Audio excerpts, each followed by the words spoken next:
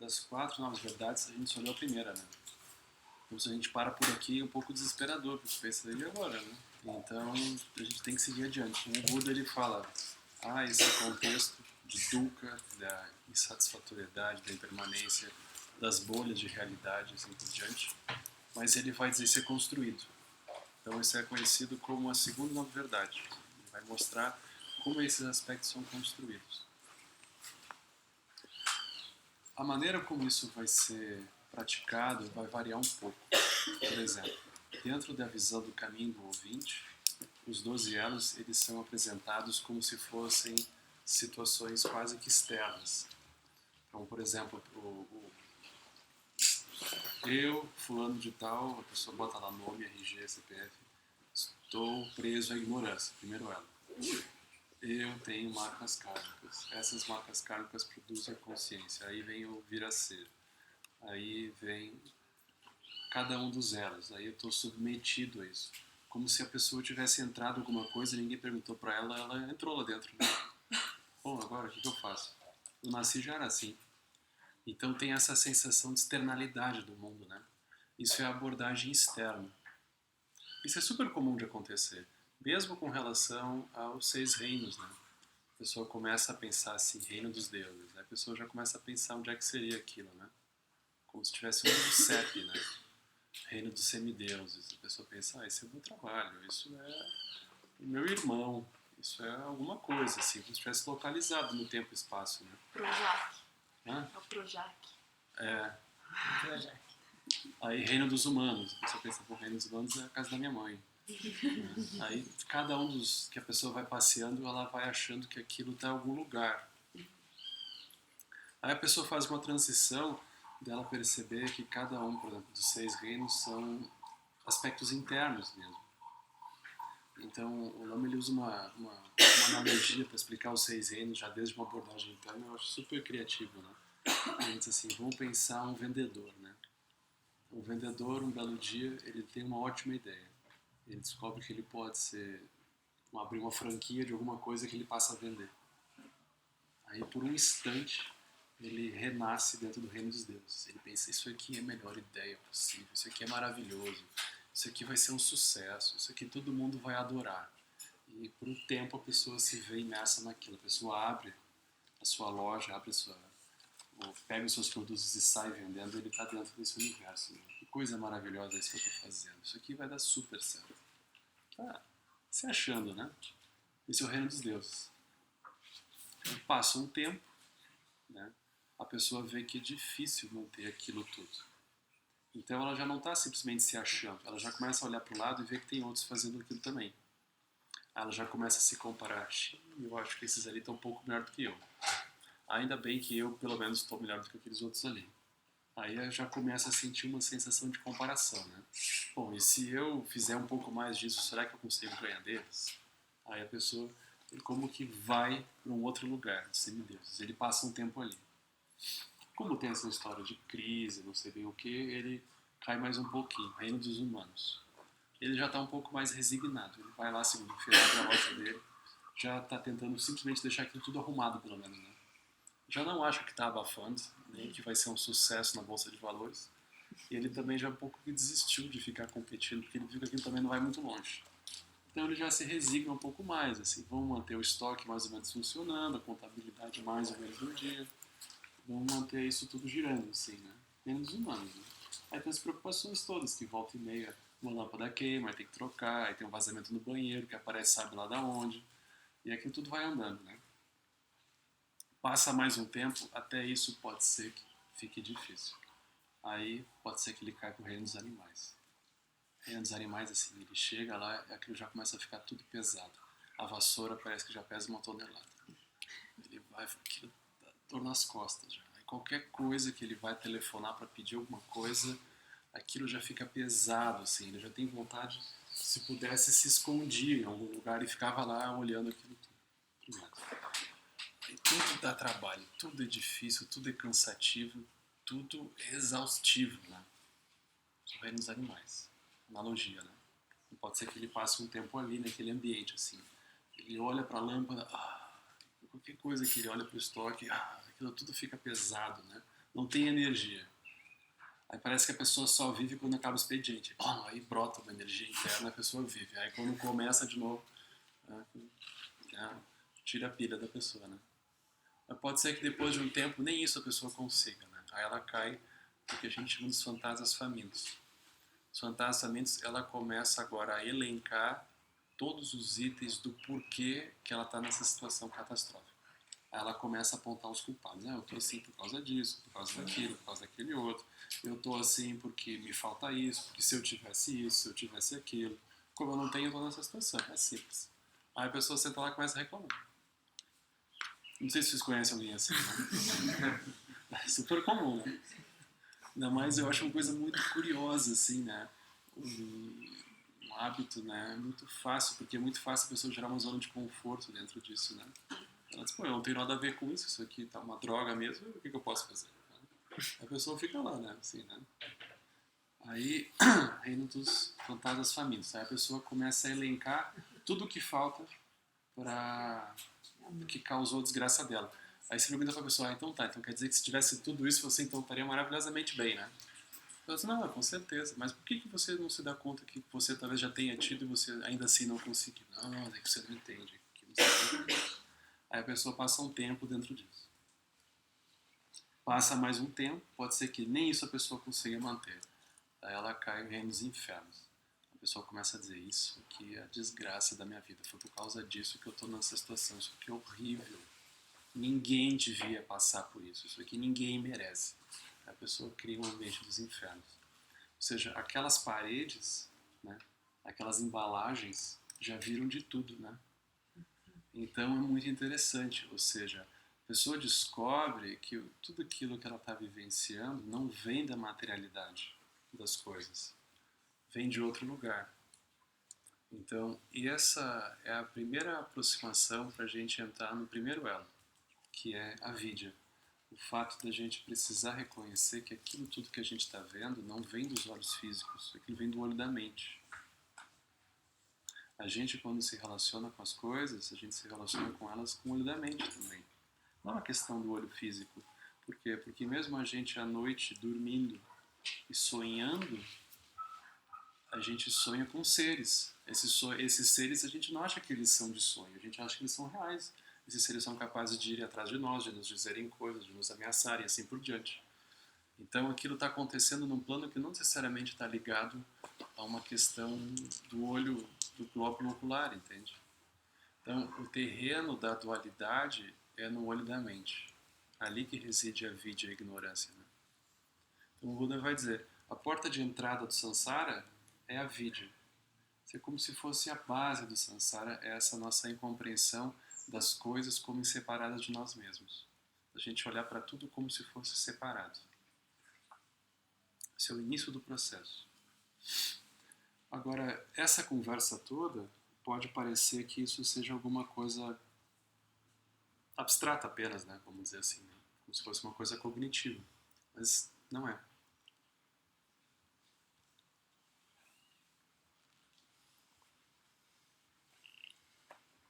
Então, a gente vai descobrir que tem uma ignorância cognitiva, vamos dizer assim, mas tem uma ignorância energética também. A ignorância energética é a gente não perceber que o que nos move de fato na relação com as coisas é o impacto de energia que elas produzem em nós. A nossa valoração das coisas vem da capacidade das coisas de nos produzirem uma dimensão do impacto. Então, aquelas coisas, pessoas, objetos, situações que a gente olha e brota alguma coisa dentro, a gente quer aquelas coisas. Mas a gente não quer a coisa por causa da coisa. A gente quer a coisa porque ela faz brotar alguma coisa dentro, entende? Vocês já observem assim. Vamos supor que vocês vão dar um presente de aniversário para alguém. Vai ter alguém maravilhoso do signo de Áries, né? Que tá de aniversário por algum desses dias agora, né? Aí a gente fica pensando assim, bom, o que eu vou dar para essa pessoa? Aí você sai andando na rua, no shopping, vamos dizer assim, vocês estão passando na frente das vitrines e a gente está ali olhando. Aí tem uma certa vitrine que a gente olha e... é isso! Aí a gente fala, pergunta quanto é que é, mas tem desconto, dá para parcelar, não sei bem o que, a gente fala, compra. Aí o que acontece? A gente embrulha aquilo, bota debaixo do braço e vai até a casa da pessoa para entregar para ela. Quando a gente entrega para a pessoa, a gente pode pensar que o que a gente está realmente querendo oferecer para o outro é o objeto esse que a gente comprou. Mas, na verdade, o que a gente gostaria, o que a gente deseja que o outro realmente adquira é esse lugar que a gente foi quando a gente olhou. Então a gente dá o objeto para o outro, mas a gente fica meio assim, né? Para que ele também vá para aquele lugar que a gente foi. Porque às vezes não funciona. O outro vai lá, abre para aquilo e fica olhando assim. Ou seja, ele não foi. Ele foi para um outro. Aí aquilo fica meio descompassado, né? Mas a nossa conexão com as coisas sempre diz respeito ao lugar que elas nos provocam internamente. O lugar que é onde elas nos remetem quando a gente olha para elas. Vocês já observem que no exato instante que as coisas, objetos e assim por diante não são mais capazes de nos levar para esses lugares internos, aquilo vira lixo. Imediatamente a gente descarta. Porque a gente não tem apego às coisas, aos objetos, a gente tem apego à energia interna que brota dentro da gente no contato com as coisas. O nosso voto de fidelidade é com essa energia interna, não é com as coisas. O grande problema da gente fazer voto de fidelidade com as coisas é que tem um dia que aquelas coisas elas têm um vazamento e essa energia toda se vai. Aí a gente tem aquilo que é um elefante branco na nossa vida, porque a gente olha para aquilo não diz mais nada pra gente. A gente olha, aqui a gente não vai para lugar nenhum. A gente fica com uma cara meio estranha, né? Então isso é o que o Buda vai chamar a ignorância energética. O fato da gente não compreender, a gente não perceber que o que realmente nos toca na relação com as coisas é essa dimensão interna que elas provocam em nós. Então a gente tem apego a isso, né? A gente tem apego a qualquer coisa que seja capaz de mover a nossa energia. Então a gente tem, cada um de nós, à sua maneira, tem uma espécie de um radar interno, né? Que a gente sai, esse radar está sempre ligado, ele não descansa, né? A gente sai assim na rua, né? Nas situações todas, vendo onde é que o peixe vai entrar na rede, né? A gente, pá, apareceu, daí a gente vai atrás daquilo. Mas a gente vai não atrás daquilo, a gente vai atrás da energia. Por quê? Porque quando essa energia surge uma sensação de que a gente precisa sustentar aquilo. A gente tem apego a isso. Né? Por isso que a meditação, ela muitas vezes parece difícil. Por quê? Porque no Sansara, a gente está o tempo inteiro manobrando as circunstâncias para que essa energia possa aparecer dentro da gente. No exato instante que a gente senta em meditação, a pessoa não está fazendo nada. Vocês já imaginem assim, domingo à tarde. Vocês estão lá em casa, assim, um dia ótimo, né? Domingo à tarde. Vocês estão em casa. E tem aquela coisa assim, né? Aquele banzo, né? Pensando, o que eu vou fazer hoje? Depois você pensa, vou assistir televisão. Pronto, legal. Aí o que acontece? A gente está lá zapeando os canais, esperando que em algum momento a nossa energia apareça, né? Aí a gente fica lá. E, achou! Pronto, a energia apareceu. Não mexe, ninguém muda de canal. A energia apareceu. Aí a gente fica ali, a gente fica bebendo um pouco daquilo. Aí passa um tempo, vem os comerciais, isso aqui não tá legal. Aí a gente já fica meio assim, bom, e agora? Aí começa a afundar, né? Aquela coisa de domingo, assim, né? E agora? Facebook. Só vai lá, vamos ver se alguém curtiu aquilo que eu postei semana passada. Só abre lá e começa. Ela fica um tempo ali, para ver se aquilo aparece. De repente aquilo começa também a desaparecer e a pessoa volta então para uma condição que ela começa. E agora? Então a gente vai fazendo. Então, no Sansara, a gente vai sempre gerando uma habilidade de fazer essa energia aparecer nas coisas mais variadas. Então, na meditação, o que é o desafio? O desafio é a pessoa sentar e não tem um botão para ela apertar, entende? Você vai descobrir que você vai precisar fazer a energia surgir de dentro. Se a gente não fizer isso, a gente não tem chance nenhuma. Porque a gente vai estar sempre um pouco refém, um pouco frágil, de que as circunstâncias externas possam, enfim, nos oferecer algo de recompensa, vamos dizer assim, né? Uma condição interna. Só que essa dimensão interna, ela nunca foi propriedade dos objetos. Isso é uma coisa muito importante da gente contemplar. Porque se elas fossem, elas teriam que sempre ter aquilo, né? Então é uma coisa curiosa, porque passa um tempo, a gente olha para aquilo e a gente não vê mais. É só a gente olhar para a nossa despensa. Um local que a gente tem em casa que a gente guarda uns entulhos assim, né? Ou seja, aquilo teve um dia que brotou, hoje a gente não sabe bem por que se guarda, se dá, o que faz com aquilo, né? Se aquilo quebrar também já não é mais a mesma dor de cabeça que seria nos momentos iniciais com aquilo, né? Ou seja, magicamente, isso é um ponto muito importante, magicamente as coisas vão perdendo um pouco a capacidade de fazer brotar esses estados internos, né? Então isso tudo está ligado à vidya, né? Ou seja, uma incompreensão do funcionamento do mundo, da nossa relação com o mundo, de maneira muito sutil. Então, dentre outras características de avidya, está a noção de separatividade, o fato de que não tem qualquer coisa eu vejo separado de mim. Isso é uma coisa muito impressionante. Por exemplo, mesmo que vocês estejam em meditação, voltados para uma parede, começam a surgir os pensamentos, né? A gente tem a nítida sensação de que a gente está aqui tentando fazer alguma coisa, os pensamentos estão em algum lugar, lá conversando com a gente. Parece que eles estão separados. Uma das coisas mais impressionantes que pode acontecer é a gente ficar irritado. Porque é a mente brigando com a própria mente. Quem é que ganha essa luta, né? Ou seja, é a mente criando os pensamentos e a mente ficando irritada. Aquilo é uma coisa quase esquizofrênica, né? Mas surge essa sensação de separatividade. Isso é muito impressionante. Então isso é uma outra característica de avidya. Uma outra característica também que vocês vão observar é o que é chamado ocultação. Ocultação significa que quando a gente olha alguma coisa que parece óbvia pra gente não consegue ver outras. Por exemplo, quando a gente está irritado com alguém, ou a gente está magoado com alguém, mesmo que venha alguém e diga, olha, mas o fulano tem qualidades, ele não é isso aí tudo não. Não, ele é. Ele fez isso. Eu não tenho ideia de quem ele é. Ou seja, é como se aquilo nos cegasse. A gente ficasse cego para ver qualquer outra coisa. Isso é um aspecto de avidya, né? Ou seja, a gente quando vê algo, aquilo como que domina a nossa mente, que domina a nossa atenção por um instante que seja e fica incapaz de ver outras coisas. Como o contrário também acontece, né? Vamos pensar início de namoro. A pessoa está lá vendo qualquer coisa.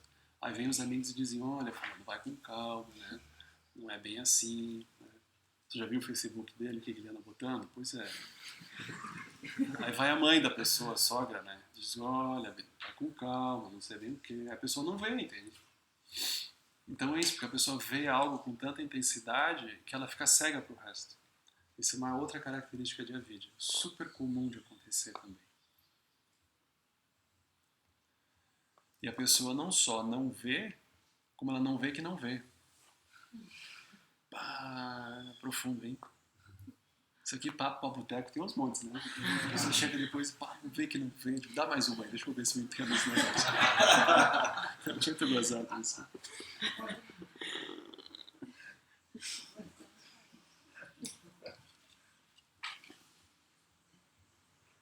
Eu tô aqui brincando, mas essa parte a gente precisaria, que na verdade é o ponto mesmo, a gente depois precisa sentar e olhar um por uma dessas partes todas, né? Eu tô aqui brincando, falando elas separadamente, mas isso é um conjunto de percepções que a gente vai precisar se dar conta, né?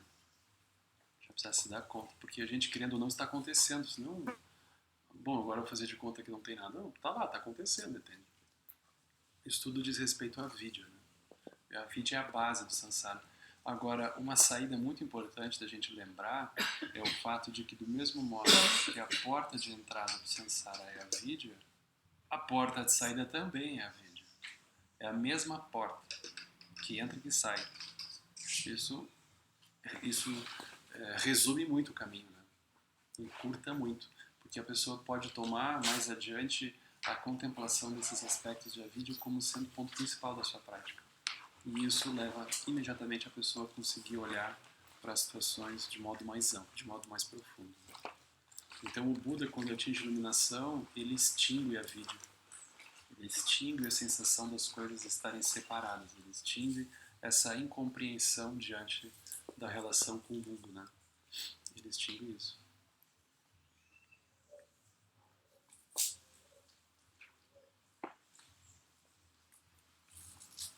Um outro ponto muito interessante que acontece é assim.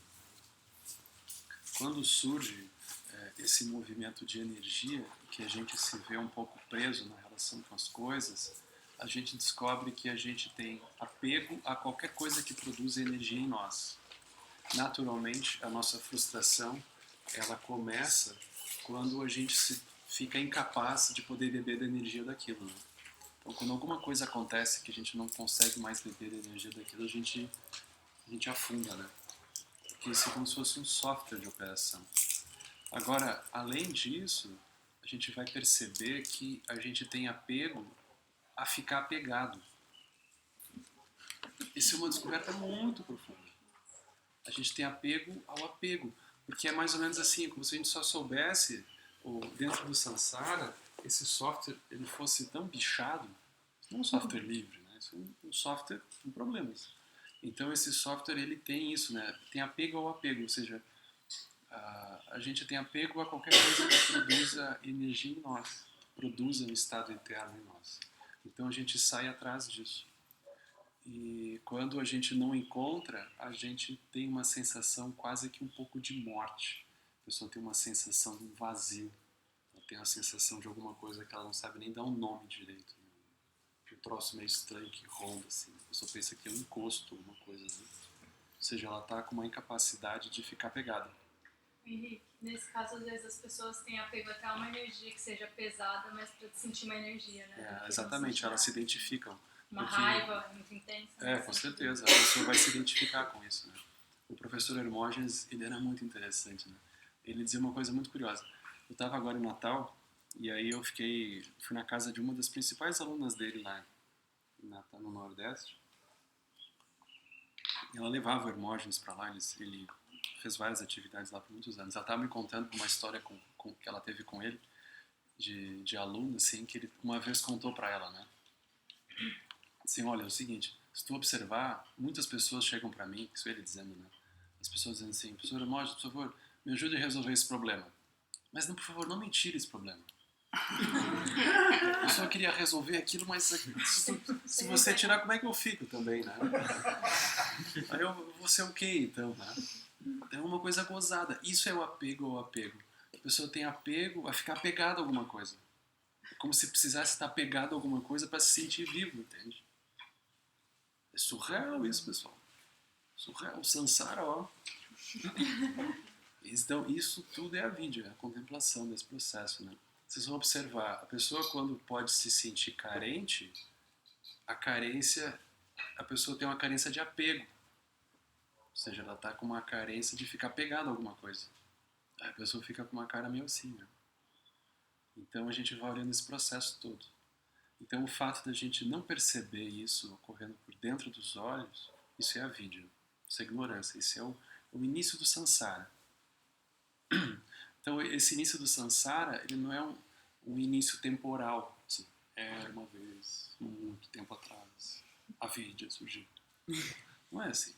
A vidya, ela está ocorrendo o tempo inteiro. O tempo inteiro a gente pode reconhecer ela, o tempo inteiro a gente pode ultrapassar isso. Isso não é uma condenação, isso é um movimento da mente. Então isso não tem tempo, não tem alguém que causou isso. Isso é uma operação da mente. A gente olhando, a gente ultrapassa isso. Mas para isso a gente precisa parar.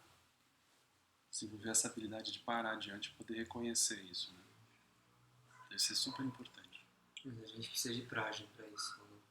Não necessariamente. Os 12 elos, Nagarjuna dizia, os 12 elos, eles são a melhor forma de introduzir o Prajnaparamita. De introduzir a vacuidade. Nagarjuna dizia, a melhor forma da pessoa entender a vacuidade é através dos 12 elos. Eu sempre sugiro para as pessoas que eu encontro, elas contemplarem os 12 elos. Às vezes a pessoa fica um pouco ansiosa, assim, quero entrar para Prajnaparamita, eu quero entrar nisso, vacuidade, como é que é? Eu disse, olha, 12 elos. Porque eles têm tudo, entende? Porque a vidya é ripa. A pessoa, quando ultrapassa a vidya, gera ripa. Forma vazio, vazio é forma. Isso é o próprio ultrapassagem de avidya, né? Então, o Prajnaparamita é como se fosse tratado do primeiro elo, assim, de maneira direta, né? Mas aqui, o fato de a gente olhar como que isso vai se encadeando de maneiras paulatinamente mais densas, né, e aparentemente mais complexas, isso facilita a gente ver isso de uma forma até mais lúdica. Eu acho super importante a gente olhar esse tema dos 12 elos com muita calma. Porque ele vai facilitar muito a nossa vida quando a gente for entrar no Prajnaparamita mesmo. Que, enfim, é o mesmo assunto que a gente está tratando aqui, entende? É o mesmo assunto. Só que aqui a gente tem uma maleabilidade de olhar isso de maneiras mais densas, porque aquilo vai ficando... Aquilo vai ganhando uma história, entende? Os 12 elos é como se eles introduzissem um sentido quase que de novela ali dentro, né? Porque depois a pessoa tem um apego, ela vai atrás de alguma coisa, aí ela fica sustentando aquilo, ela nasce como alguém, até que um dia ela pluft morre. Aquilo tem uma história que acontece ali por dentro. Se a gente pega o Prajnaparamita direto, a pessoa fica um pouco sem entender o contexto daquilo. Pá, e agora, né? Como se fosse um tratamento de choque, né? Eu acho os 12 elos super bons pra isso.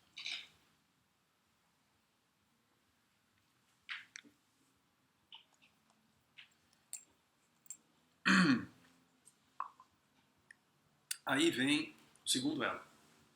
Então, se vocês olharem aqui nessa imagem, o primeiro elo ele é representado por uma pessoa cega, com uma bengala. Está bem pequenininho aqui, mas ele está ali em cima, né? No dente ali do Maharaja, né? Ele está com a bengalinha. Então, isso, a melhor tradução de avidya, nesse caso, é cegueira. Cegueira seria essa incompreensão da inseparatividade, essa incompreensão da nossa construção luminosa das coisas. Isso é o início do processo. Então, avidya significa ignorância em sânscrito, né?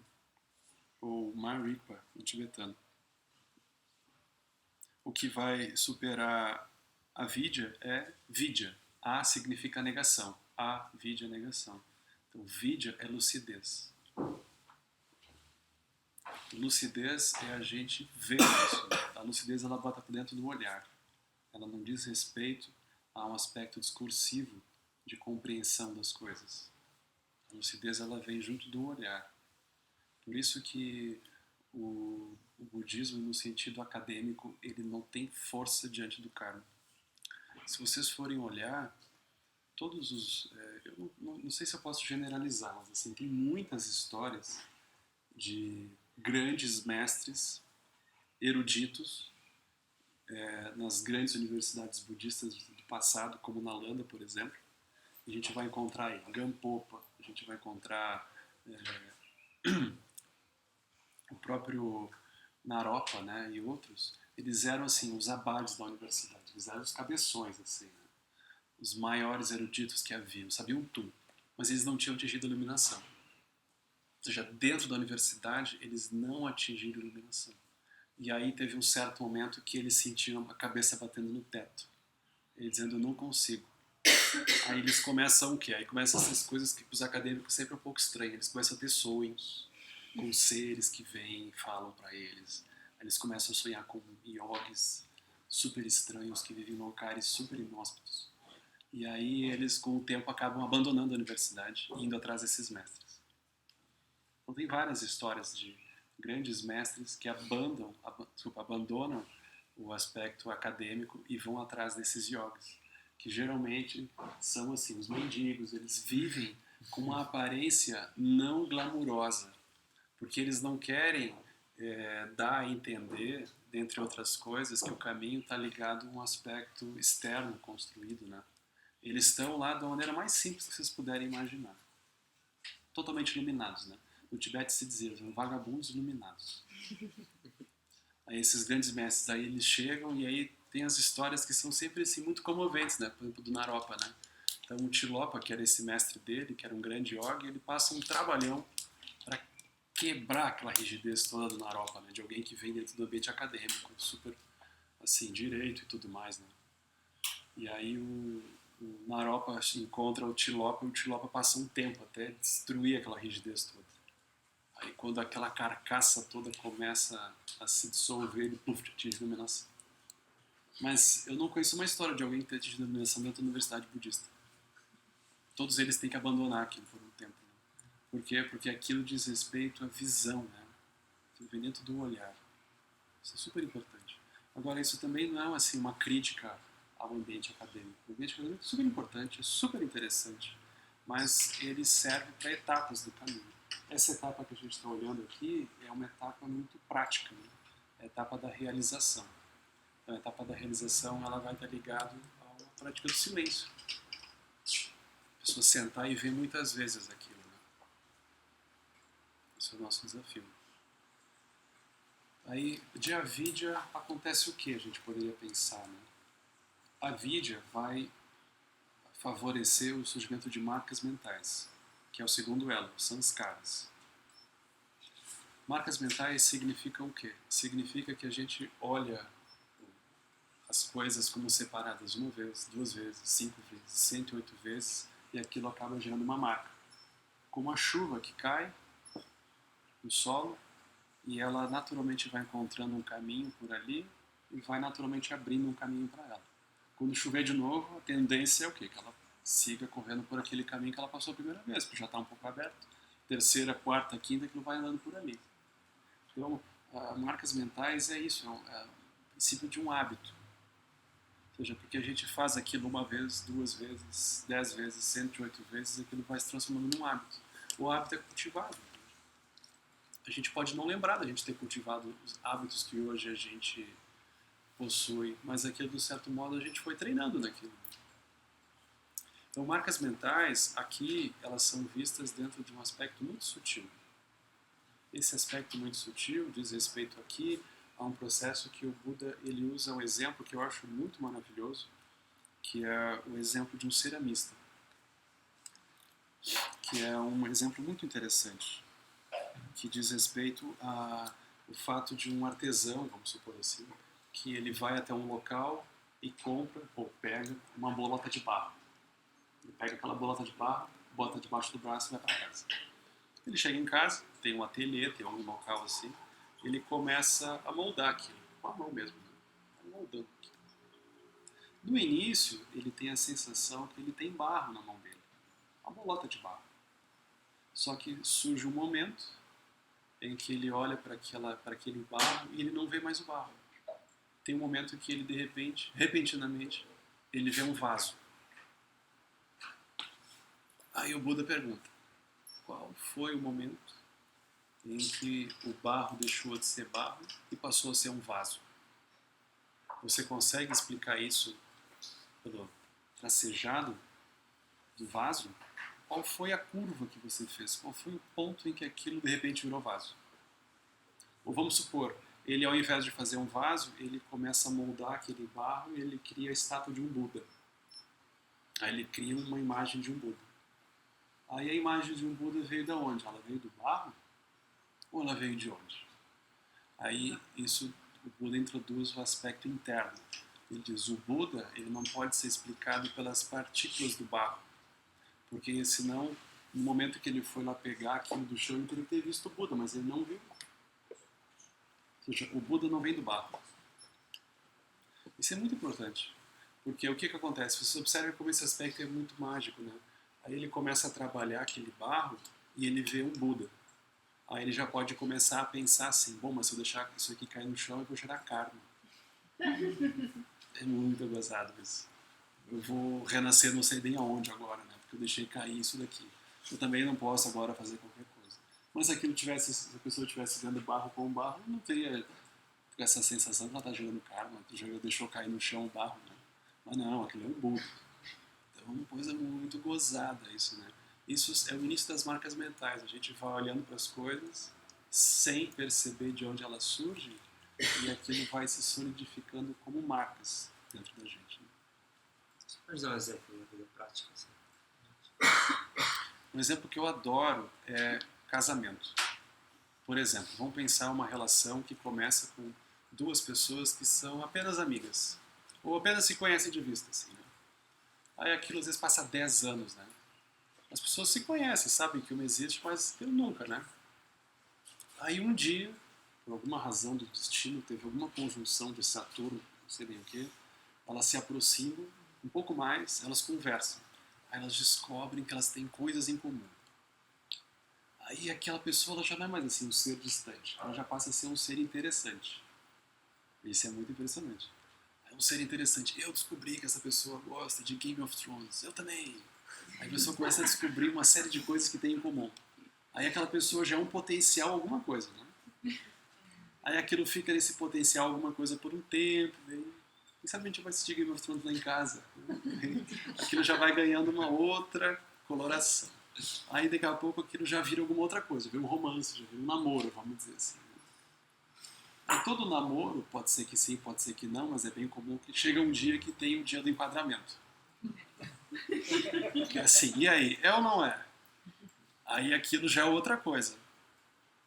Ou seja, essa transformação toda, ela ocorreu num aspecto grosseiro, físico, ou ela ocorreu dentro de um aspecto sutil? Só que a gente, quando diz que está ocorrendo num aspecto sutil, a gente não está diminuindo a importância do fato. A gente está dizendo que justamente a solidez está no aspecto sutil, não está no aspecto grosseiro. Porque todas as transformações que a gente foi vendo na relação com aquela pessoa, elas ocorreram num plano sutil. E esse plano sutil ele vai delinear o que eu vou ver na minha frente. A pessoa surge com outros olhos para nós, quando isso acontece. Isso é samskara. A gente olha uma vez, olha duas, olha 10, e aquilo bluft, surge com uma outra cara. Mas vocês observem.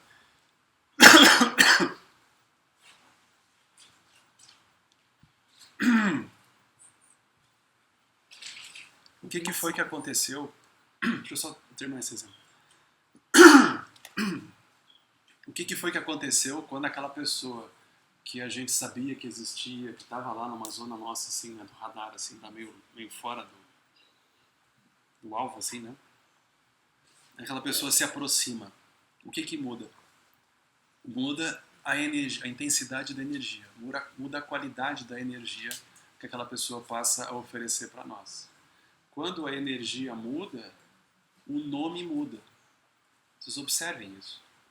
O que muda do amigo para o namorado? Muda a energia, entende?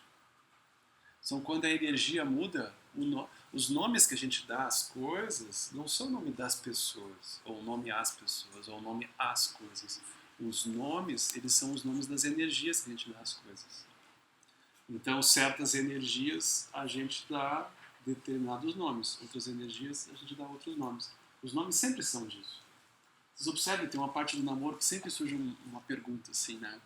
Tá, mas isso aqui é o que a gente está sentindo? Né? Quer dar um nome para aquilo, né? Muito gozado isso. A pessoa também, ela está entrando por uma área, daí a pessoa, vamos dizer que ela descobre que ela gosta de andar de bicicleta, de fazer alpinismo. Daí a pessoa faz uma vez, faz 2 vezes, faz 10 vezes. Daí vem alguém e diz, mas você é um alpinista.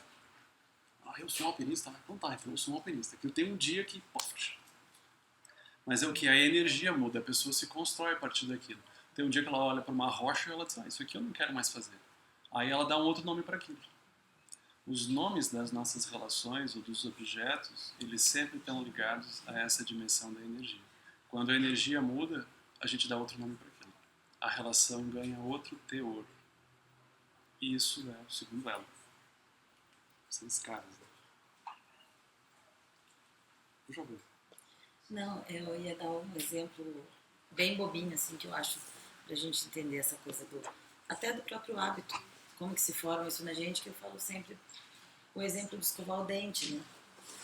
No começo a gente é obrigado a escovar o dente, é uma coisa ruim, a nossa mãe obriga, você já escovou o dente, vai, levanta da cama, não vai dormir sem escovar o dente, você fica naquilo, e é um sofrimento, daqui a pouco, de tanto você faz, chega uma hora que de repente você se vê, depois do almoço, sem a sua escova, a sua pasta incomodada, você passa a tarde inteira incomodado sem escovar o dente.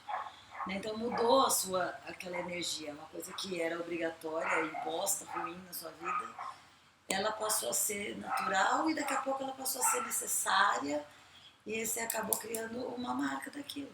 Né? Como também, de repente, se você se libertar e ficar muito tempo sem escova de dente, pegando a folha da goiabeira, você vai achar esquisito depois do dia que você tiver que escovar o dente de novo. Assim a gente vai formando essa questão de fazer a mesma coisa, né? Quando vê, mudou.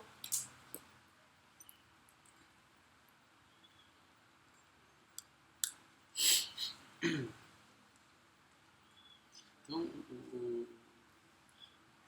para os 12 anos ganharem um sentido prático, a gente vai precisar justamente encontrar exemplos. Né? Os exemplos eles vêm da nossa contemplação, da nossa relação com as coisas. Né? Especialmente da nossa relação com esse aspecto de energia. É super importante a gente olhar isso. Por exemplo, os tibetanos, como qualquer tradição, vamos dizer assim, uma tradição da terra, né? eu não vou dizer xamânica, porque a gente já pode começar a fantasiar que são xamãs, que não sei bem o que, né? Mas eu já vou dizer assim, em tradições que vivem no ambiente natural, sem artificialidades. Eles vão se dar conta de que esse aspecto da nossa relação com as coisas, ela tem um componente muito claro que diz respeito aos próprios elementos que constituem o ambiente natural. Então eles vão dizer, qualquer coisa que venha a existir, isso ocorre a partir de uma confluência de terra, água, fogo, ar, espaço, o éter. O ambiente físico é constituído por isso. Né?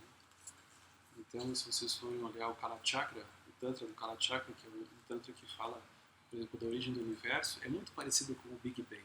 Só que eles dizem aquilo numa linguagem um pouco mais poética. Eles vão falar do espaço, como que do espaço surge o movimento. Do movimento, ou seja, do espaço, ar. Do ar, do movimento, seja explosão, fogo.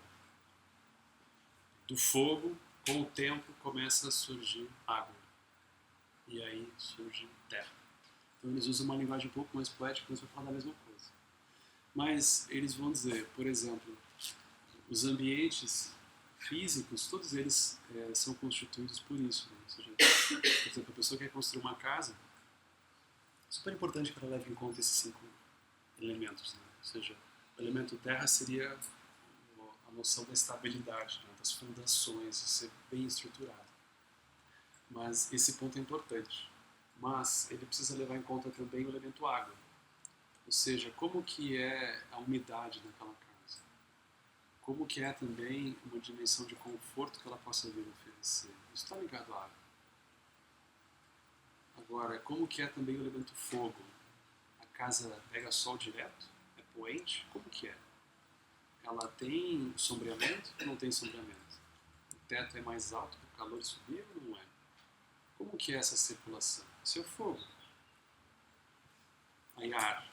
Há uma facilidade da mobilidade do ar, da circulação do ar, ou aquilo é uma coisa estagnada que você tem que obrigatoriamente ter um ar-condicionado, um elemento artificial para aquilo funcionar? Eles começam a ver qualquer aspecto da vida através disso, porque enfim é o que a gente vive, entende? E aí espaço. Como que é a dimensão do espaço? A pessoa é algo que a pessoa bate os olhos. Aquilo não necessariamente tem que ser amplo metricamente, mas aquilo tem uma fluidez do espaço ali dentro ou não tem? Aí eles vão olhar, o nosso corpo é constituído disso, ou seja, os ossos, os músculos, o elemento terra, aquilo que sustenta o nosso corpo. O sangue, os fluidos, o elemento água. A acne, o calor digestivo, a temperatura do nosso corpo, isso é tudo parte do elemento fogo. Os pulmões, o processo respiratório, todo ele diz respeito a essa qualidade de ar. E todo o aspecto sutil da nossa mente, das emoções, assim por diante, está ligado a esse aspecto espaço. Agora, se a gente fosse fazer uma microanálise desse processo, a gente vai descobrir que mesmo essa dimensão de energia, ela está ligada a esses 5 aspectos. Então a gente vai perceber, por exemplo, que sempre que a gente faz uma transição, como eu estava brincando, né, dos diferentes estágios de uma relação, assim, né, ou que a gente olha para alguma coisa e se conecta, a primeira coisa que acontece dentro de nós é que surge um brilho dentro do nosso olho. Como diz aquela música, né, o olhar dá uma festa. A gente olha para alguma coisa e o olhar dá uma festa por dentro. Né? Isso é o primeiro ponto que acontece nossa de conexão com as coisas. A gente está sempre procurando um pouco circunstâncias, objetos, coisas que possam oferecer essa festa dentro do nosso olho. Possam nos oferecer um brilho no olhar. E esse brilho no olhar é bem provável que dele vá surgir uma empolgação. Vocês até observem assim, a gente está às vezes meio de bobeira, assim, encontra uma pessoa, encontra alguma coisa, a gente... Isso é empolgação, isso é o éter, o brilho nos olhos, já conectado com o elemento ar. A gente faz isso. Esse ar, essa empolgação nos aquece, nos dá calor. Isso, dependendo da situação, todo mundo entende, né? Já vê um calor, assim. O fogo, né? O fogo vai oferecer um bem-estar, que é a água. e essa água vai, esse bem-estar, a gente vai querer estabilizar isso, que é terra. Então a nossa conexão com as coisas, ela sempre vai ocorrer nesse processo. A gente vai estar o tempo inteiro buscando situações, objetos, coisas que possam oferecer essas dimensões internas. A gente procura beber disso no meio samsara. Né? O nosso processo de alimentação ele vem disso, na verdade. Mas a gente até pode se perguntar, bom, tudo bem, mas como é que as coisas então elas desaparecem? Como é que elas bluf? Aí se a gente olhar, o processo é o oposto. Então a gente, num certo sentido, a gente está sempre buscando, no fundo, a estabilidade de alguma coisa, em algum lugar, né? Alguma coisa que possa nos parecer segura. Só que dentro do samsara, por a gente não compreender isso direito, aquilo a gente pode estar buscando estabilidade em coisas transitórias, que é o que geralmente acontece. Então a pessoa vai encontrar a sensação de estabilidade em objetos que ela possa comprar, a pessoa busca isso numa relação, ela busca isso no emprego, ela busca isso em diferentes coisas que naturalmente vão se transformando, naturalmente vão se desencaminhando. Né? Então no samsara a gente busca estabilidade a partir da nossa identidade, a gente busca estabilidade a partir de situações ou de coisas que a gente possa tentar agarrar com unhas e dentes. Né? A gente pode buscar essa qualidade de água, de relaxamento, de bem-estar, a pessoa pode buscar isso nas drogas, a pessoa pode buscar isso na bebida, qualquer coisa que possa fazer com que a pessoa corte um pouco a sua sensação de rigidez e agora, por alguns instantes, ela pode então relaxar um pouco. Então dentro do samsara também a pessoa pode buscar essa qualidade de água das coisas mais estranhas, né? Então o fogo, a pessoa pode buscar essa sensação do fogo, do calor. A pessoa pensa, se eu fizer alguma coisa proibida, fizer alguma coisa assim, aí eu posso me sentir vivo de novo.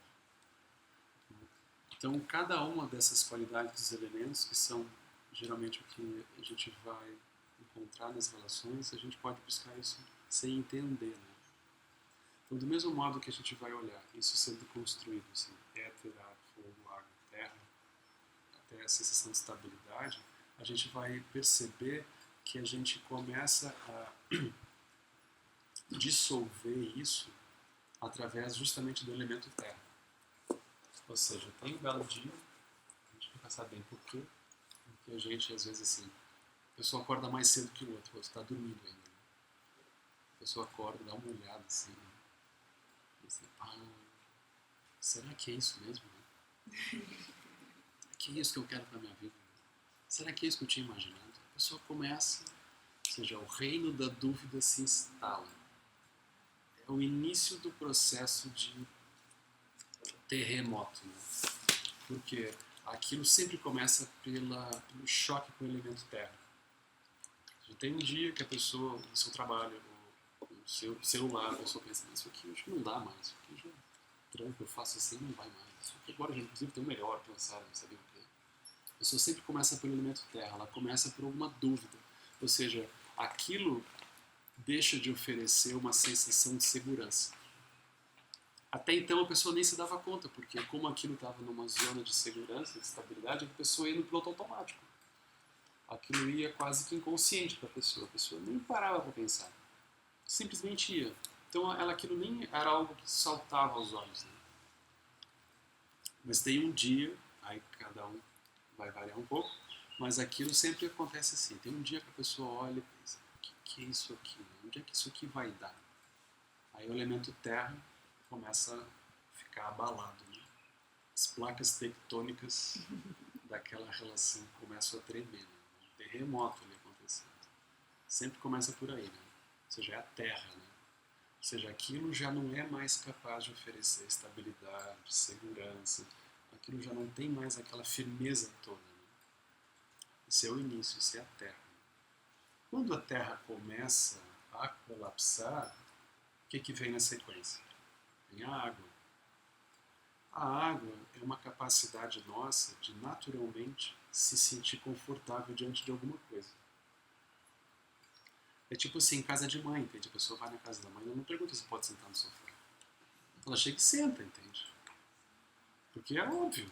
Então aquilo tem uma naturalidade, assim, a pessoa sente à vontade, tem alguma coisa assim. Agora, se isso começa, você está num processo em que a terra começa a tremer, aquilo já não oferece mais estabilidade, quando a água começa a ficar afetada, a pessoa já não se sente mais tão confortável com aquilo. Então, ao invés de ela chegar na casa do outro, ao invés de ela se atirar no sofá, ela senta bem na pontinha. Porque aquilo já não está assim mais tão à vontade, né?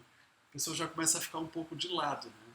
O outro já até começa a suspeitar, mas aí, está acontecendo alguma coisa? Não, está tudo ótimo. Né? Isso é a água, né? A pessoa já fica meio de lado.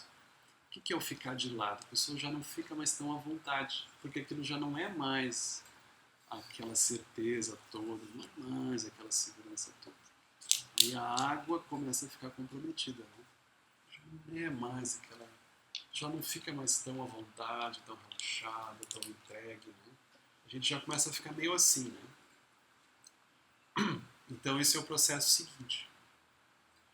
Independente de qual seja a relação, é sempre um pouco isso. A pessoa já vai ficando meio assim, ficando um pouco arisca, né? Isso é a água. Quando a água começa a colapsar, o fogo começa a colapsar também. Tudo em cadeia. Ou seja, se antes a gente estava indo assim do espaço até a Terra, agora a gente está voltando. Né? Então, quando o fogo começa a entrar em colapso, significa que a pessoa olha para aquilo e aquilo já não é mais capaz de produzir aquele calor dentro da pessoa. Já não tem mais a mesma intensidade. Não produz mais aquele fogo todo. Né? Ou seja, algumas áreas são um pouco problemáticas, né? Porque aquele fogo todo já não vem mais, aquilo começa a ficar morno, aquilo começa a ficar um pouco cinza. Né? A pessoa olha e aquilo já não tem bem direito para onde é que é o fogo. Né? Isso é o fogo, né? Que começa a colapsar. Então o fogo ele é muito interessante porque ele produz essa chama, ele produz esse interesse. Né? Isso é a qualidade de fogo. Pessoas que têm fogo são pessoas interessantes, são pessoas magnéticas. Né? Isso é a qualidade que o fogo vai produzir. Né? Agora aqui o fogo começa a desaparecer, a pessoa já não acha aquilo mais tão interessante, a pessoa já não ri mais das piadas que o outro conta. Né? Já fica meio assim, um sorriso meio amarelo assim. Né? Esse é o fogo que começa a ficar morno, né? Quando o fogo... Vocês não se preocupem, pessoal, tudo tem saída, tudo tem solução. Né? Eu estou só contando o script do que já acontece, não é nenhuma novidade. Né? Eu estou só contando o que já costuma acontecer. Né? Aí tem o ar que começa a colapsar. Né? Ou seja, a pessoa olha para aquilo e não se empolga mais. Então, ao invés dela ficar empolgada, ela olha para aquilo e... aquilo já está um peso. Né? A pessoa, ela já... vamos lá. Só dessa vez. Muito gozado. Isso é o ar que começa a colapsar. Fica difícil. É difícil. A pessoa tem que ser guinchada para algum lugar para fazer alguma coisa. Então, o ar ele tem uma outra qualidade muito maravilhosa, que é... O ar é movimento, né? Ele não pede permissão nem para entrar nem para sair. Ele atravessa simplesmente. Pessoas que têm ar, essa qualidade de ar, são pessoas que elas conseguem facilmente viajar por diferentes perspectivas de ver as mesmas coisas. Né? Então a pessoa pensa, não, mas quem sabe isso, mas quem sabe aquilo, quem sabe a gente faz aquele outro. Não, mas agora eu tive outra ideia, agora eu não sei bem o que. A pessoa consegue transitar por diferentes formas de ver as coisas, a pessoa consegue ter ideias diferentes. Assim. Isso é a qualidade de ar, que é o movimento. Né? A pessoa consegue movimentar mesmo o seu mundo interno para ver diferentes possibilidades diante daquilo. A pessoa quando está com ar equilibrado é isso que acontece. Né? Tá certo, às vezes os librianos eles se atrapalham um pouco, né? Eles ficam um pouco indecisos, né? Tanta coisa que eles pensam, e agora, será que é isso ou será que é aquilo? Agora eu não sei, né? Você passa meia hora lá para decidir se eu sou de laranja ou de cajá, e agora? Então, também, isso já é um desequilíbrio, mas o ar é isso, a pessoa consegue ver muitas possibilidades. Naturalmente, dentro das relações, o ar em equilíbrio, ele significa uma capacidade nossa de naturalmente interpretar aquilo que está acontecendo sob diferentes ângulos, entende? Então é muito comum, assim, a pessoa faz alguma coisa e a gente diz assim, não, mas o outro fez aquilo porque ele não estava num dia bom, fez aquilo porque, enfim, é o hábito dele. Mas ele não é isso. Isso é o ar, entende? A pessoa consegue transitar por além do primeiro impulso que surge dentro dela. Só que, quando o ar começa a afundar, a pessoa perde um pouco a paciência. Então ela já vai perdendo essa capacidade de ir vendo por diferentes ângulos. Então quando alguma coisa acontece, ela já começa a acreditar que o outro é aquilo mesmo. Aí aquilo pode complicar um pouco, né? Porque ela diz assim, mas o outro fez aquilo outro, e a pessoa diz, não, então eu já estou acreditando que você é isso mesmo. A pessoa vai ficando sem paciência, né?